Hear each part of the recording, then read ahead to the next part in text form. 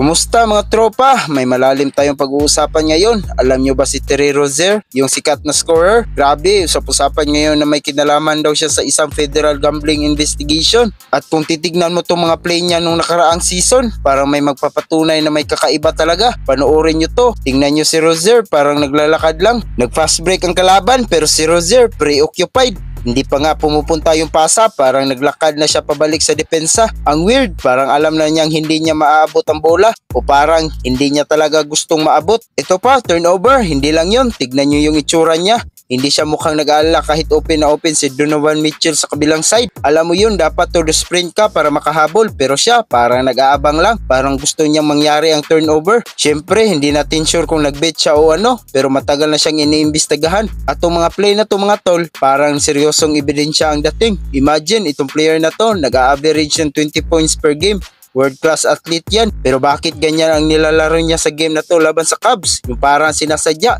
Parang gusto niyang bumaba yung score o matalo sila. Ang hirap mag-isip ng masama. Pero ang layo ng laro niya sa usual na laro niya. Ito pa, yung 3-pointer niya. Grabe, parang walang lakas o fell short. Sa mga ganyan sitwasyon, yung mga better, yan ang tinitingnan kung sinasadya niyang i-miss yung shot para lang matalo sa isang point spread o kaya sa prop bet. Tignan nyo yung 2-man game nila. Pasa niya, hindi rin naging maganda. Wala sa focus, wala sa laro. Kung ikaw ang coach, maiinis ka, di ba? Pero kung ikaw yung nag-iimbestiga, mapapaisip ka, may something dito. Sige nga mga tol, kayo, anong tingin nyo? Sa inyong paningin, suspicious ba ang mga play na to ni Terry Rozier? Comment kayo sa baba, naglalaro lang ba siya ng matamlay o may mas malalim pa sa likod nito?